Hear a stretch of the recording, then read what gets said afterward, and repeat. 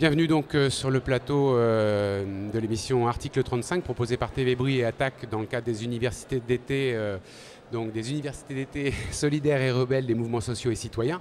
J'ai à mes côtés Dominique Plion, donc membre du CA d'Attaque, et Charlotte Rivière qui est en charge de la coordination des actions au niveau national.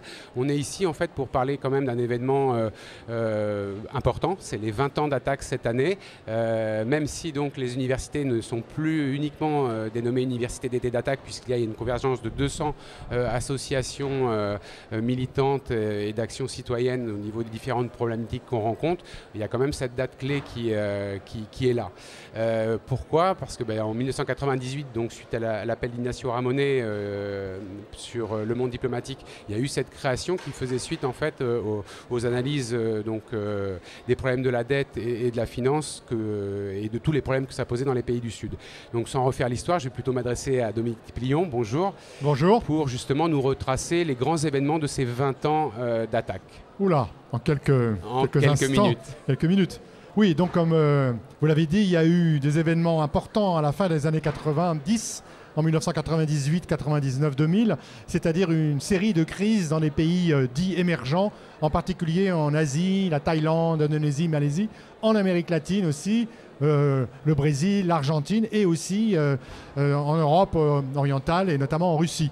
Des pays qui ont été dévastés, secoués, déstabilisés par la spéculation internationale. Et donc on est né au départ sur le thème de la lutte contre la spéculation financière internationale. Et Ignacio Ramonet avait proposé dans son fameux éditorial d'utiliser la taxe Tobin comme un instrument de lutte contre cette spéculation.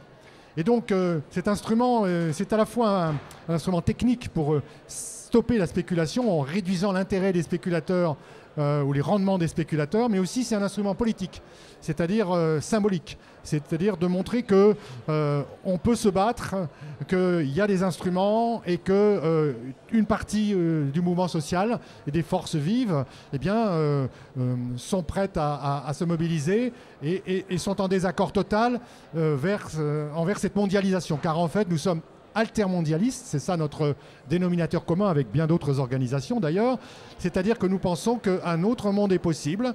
Nous ne sommes pas opposés à la mondialisation, mais on pense qu'il faut une mondialisation organisée différemment, fondée non plus sur la concurrence entre les peuples et entre les pays, mais fondée au contraire sur la solidarité, sur des valeurs communes, voilà, de respect des cultures, de la diversité, etc. Et donc ça remettre finalement l'humain au centre de l'économie.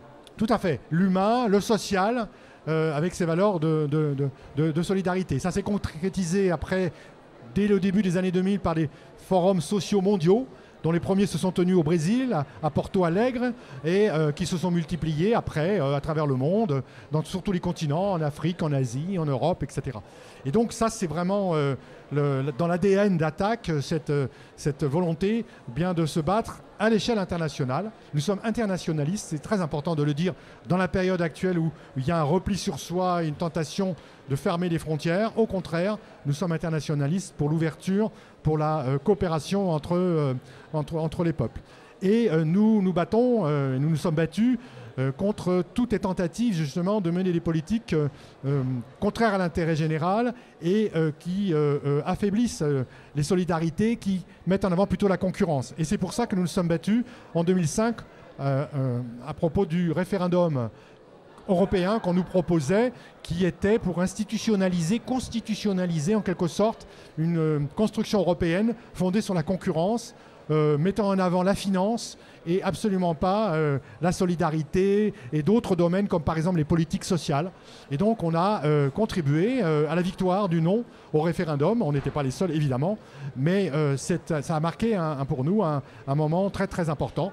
Malheureusement, c'est une victoire à la Pyrrhus, oui, puisque on a, par la suite, les gouvernements, et par exemple celui de M. Sarkozy, ont contourné ce référendum en faisant voter des traités, notamment le traité de Lisbonne, qui qui institutionnalisent, en dépit de la réponse non du référendum, eh bien, les politiques néolibérales. Donc nous, notre ADN aussi, c'est de lutter contre ces politiques-là, en Europe, dans notre propre pays, en France, et au-delà des frontières européennes. Est-ce que justement, c'est pas ce revers-là du référendum de 2005 qui a, comment dire, fait passer une étape, un palier, dans la mesure où, pour moi en tout cas, Attac, c'était surtout un instrument d'analyse, de décryptage et du coup d'éducation populaire dans ses débuts, je dirais, plus que d'action de terrain, et que ce revers-là, finalement, il a vraiment conduit Attac au niveau politique à s'engager davantage dans les actions citoyennes et dans la désobéissance civile. Est-ce que je ne suis pas tout à fait d'accord. Je pense que déjà dans le cycle d'Attac et donc dans son ADN,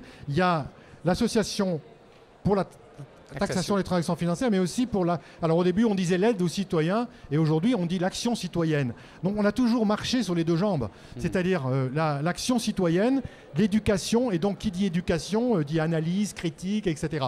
Et je pense que dès le début, c'était cela. Et je voudrais insister sur l'originalité d'Attac, parce que les fondateurs ont construit Attac comme une organisation assez originale. Je citerai trois éléments dans le fonctionnement d'Attac qui ont un sens politique. Le premier, c'est que nous avons une centaine de comités locaux. Nous sommes donc très bien enracinés sur le plan local. Et c'est d'ailleurs les comités locaux qui sont la force vive d'Attac. Ça, c'est très important. La preuve, voilà, ici, ils ont joué un rôle très important dans l'élaboration de cette université, et c'est la force vive d'Attac. Deuxième élément, nous avons ce qu'on appelle un collège des fondateurs. C'est-à-dire que parmi les acteurs majeurs d'Attac, dans son fonctionnement, dans ses décisions, il y a des fondateurs qui sont des syndicats, des médias, des associations, par exemple comme le DAL, pour en prendre une au hasard, parce qu'il y en a pas mal, droit au logement. Et ces associations, ces mouvements nous donnent un enracinement social. Donc on a un enracinement territorial, un enracinement social. Et puis il y a le conseil scientifique d'Attac qui est justement là pour l'expertise, pour montrer à nos adversaires idéologiques en particulier que, contrairement à ce que disait Mme Thatcher dans les années 80, qui disait « Tina, there is no alternative », nous, on est capable de montrer qu'il y a un contre-discours possible, qu'il y a une autre vision possible de la société et qu'il y a une autre façon de l'organiser. Et bien sûr, tout ça pour irriguer ensuite le travail d'action. Mais le référendum de 2005, par exemple, ce n'était pas uniquement un débat d'idées, c'était aussi une action sur le terrain. Nous avons mené beaucoup d'actions. Donc je pense que sous des formes diverses, et on va le voir dans un instant, on a beaucoup évolué à ce sujet, on continue d'essayer, en tout cas, de marcher sur les deux jambes, c'est-à-dire la réflexion, l'expertise, l'analyse critique et l'action. Justement, pour parler des actions, Charlotte Rivière, il y a eu deux grandes campagnes dont on a quand même beaucoup entendu parler dans la presse, qui étaient donc les faucheurs de chaises avec un procès gagné contre la BNP, également donc les happenings dans les Apple Store pour justement mettre en avant ce problème de l'évasion fiscale. Vous êtes en charge donc de la coordination des actions au niveau national. Est-ce que vous pouvez un petit peu justement nous éclairer par rapport à ces actions-là et puis à celles à venir ? Alors déjà juste, je fais partie d'un groupe qui coordonne les actions au niveau à vision nationale, mais au niveau de l'Île-de-France. Mais la force d'Attac, comme le disait bien Dominique, c'est aussi qu'il y a vraiment des comités locaux partout en France, et que ces comités locaux, ils font aussi des actions plus ou moins importantes selon leurs moyens et selon leurs envies et ce qu'ils ont envie de faire. Mais il y a vraiment l'idée d'un maillage territorial et que ces actions, elles se diffusent dans tous les comités locaux. Et justement, donc sur l'action, que ça soit donc les actions passées des faucheurs de chaises, que ça soit la première partie sur les réquisitions de chaises ou la deuxième partie sur les occupations des banques, on a eu effectivement des actions de réquisition de chaises dans toute la France. Et sur les actions d'occupation, on a eu effectivement peut-être des actions à plus grande visibilité sur Paris, mais l'intérêt c'était qu'il y avait vraiment une globalisation et une action sur toute la France. Et donc cette partie de la campagne-là, en tout cas sur la BNP et sur les faucheurs, elle est terminée, même si la BNP reste bien sûr une cible. Et effectivement, elle s'est soldée un petit peu pour une grosse victoire pour nous avec le procès qui a eu lieu à Carpentras de Nicole Briand, et qui a vu reconnaître que ces actions-là, c'était pas une action personnelle de vol, mais vraiment une action dans un cadre collectif. Donc pour nous, c'est très important. Et donc sur notre campagne qui vise Apple, c'était également des actions décentralisées dans toute la France, où il y en a eu dans beaucoup de villes. Et il y a eu une grosse action à l'Apple Store d'Opéra sur Paris qui a enclenché un procès de la part d'Apple, où c'était un petit peu énormément disproportionné, puisque l'idée c'était de dire, Apple a demandé à ce que l'association Attac, que les militants d'Attac soient interdits de mener des actions sous astreinte de 150 000 € par action, ce qui est complètement disproportionné par rapport au budget d'Attac. Une violation totale des droits, liberté d'expression finalement et d'action.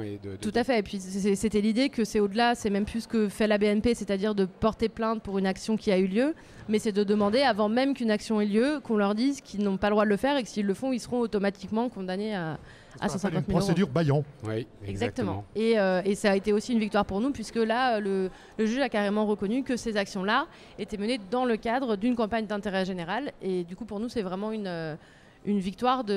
Ces deux victoires-là nous donnent vraiment envie de continuer et nous donnent une légitimité aussi de la part des tribunaux. Bien sûr. Et du coup, à tous les deux, par rapport aux perspectives, justement, dans les luttes à venir, puisqu'elles sont nombreuses, que ce soit au niveau social, écologique, climatique et financier, bien évidemment, puisqu'il y en a beaucoup qui disent qu'on est au bord d'un nouveau gouffre à ce niveau-là.